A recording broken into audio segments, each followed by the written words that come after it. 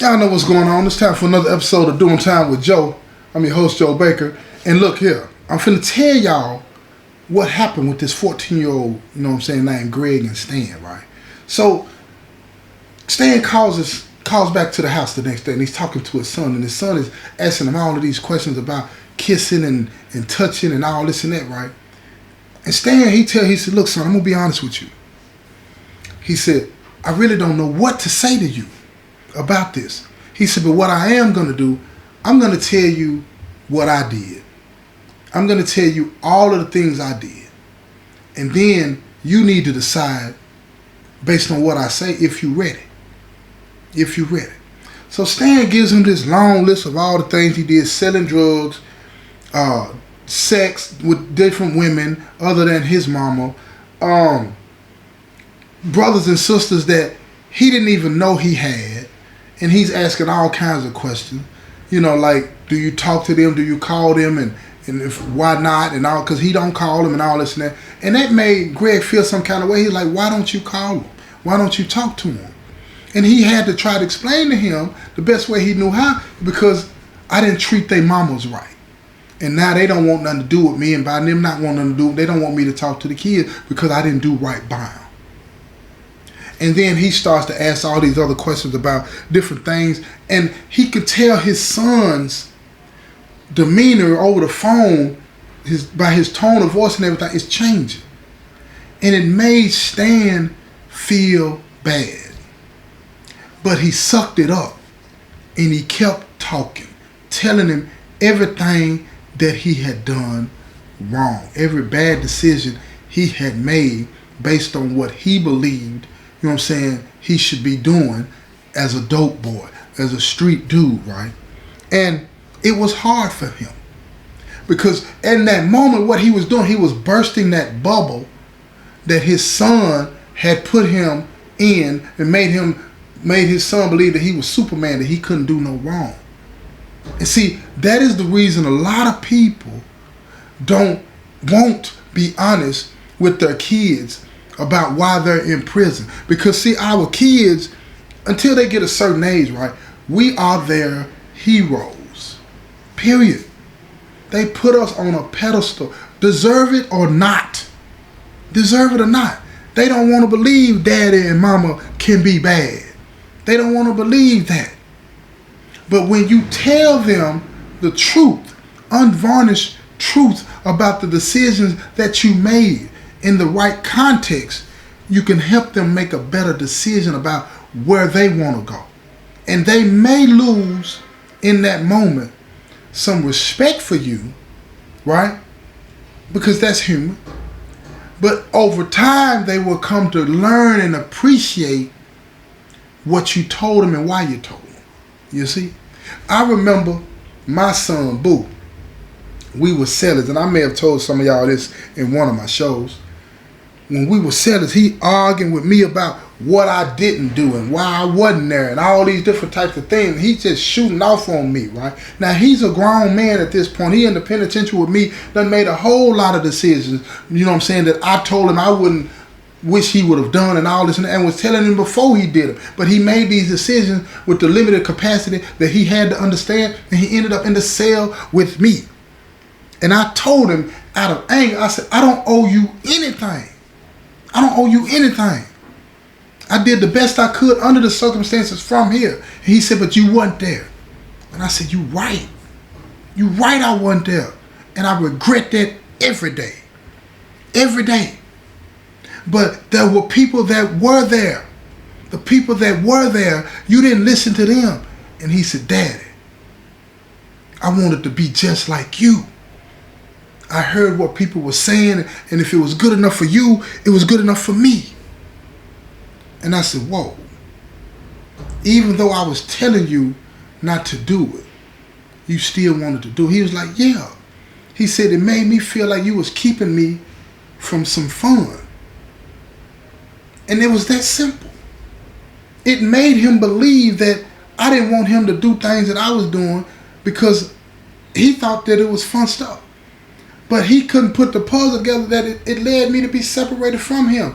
It wasn't until, and we hugged and cried, you know what I'm saying, after that. And I apologized to him because I hurt him with some of the things that I said.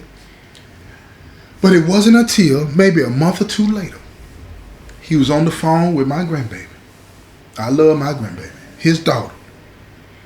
And she was asking him when was he coming home. Because she needed him. Straight at him.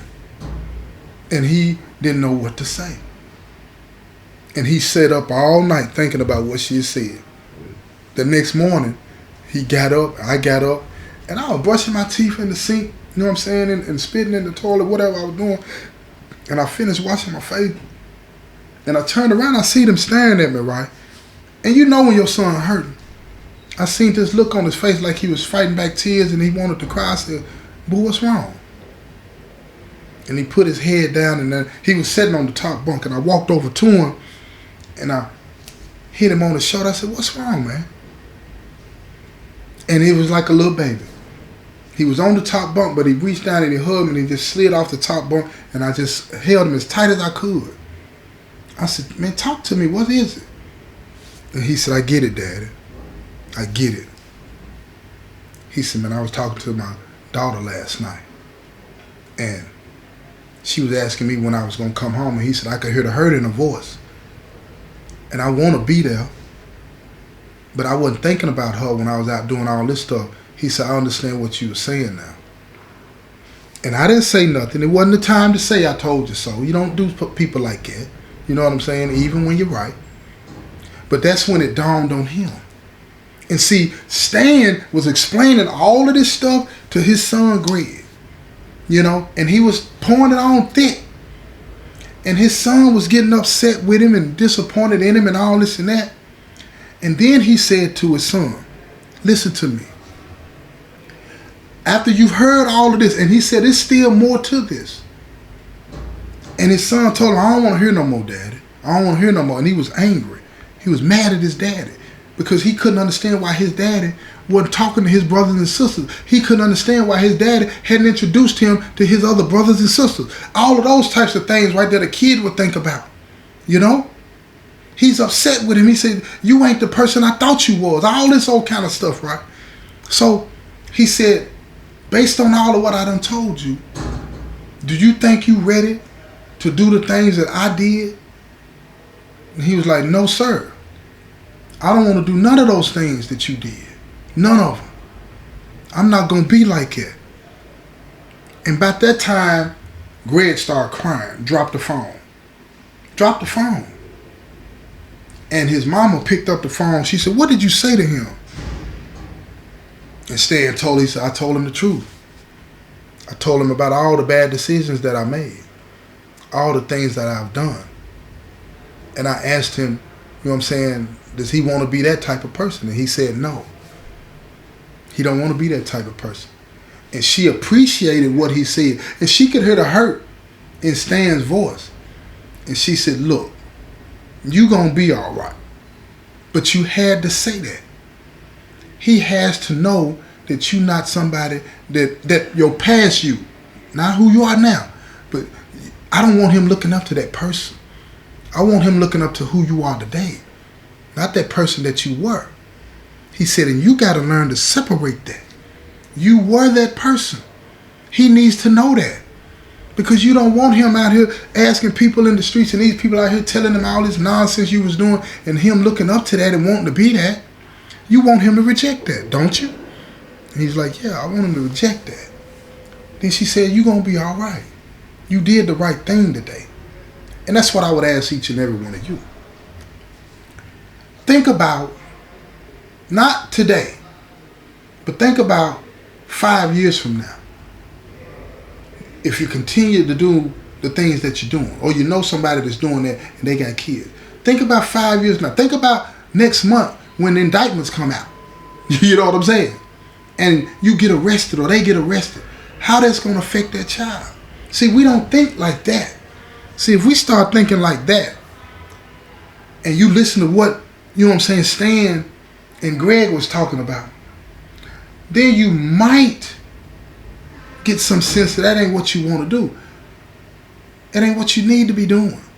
Somebody going to be hurt by what you're doing. And if you don't have any kids, then your family going to be hurt by that. Because you got a brother and sister or somebody, or you got an auntie, cousin, somebody that's going to be disappointed in what you did. You got somebody that's going to look up to you, and you're not going to want to tell them the truth because you don't want to feel bad. You don't want them to see you for who you really were in those moments. So remember that when you think about wanting to come up in here throwing rocks at the penitentiary. Think about that. Think about that. It's been another episode of Doing Time with Joe. I'm your host, Joe Baker, and I say peace, y'all.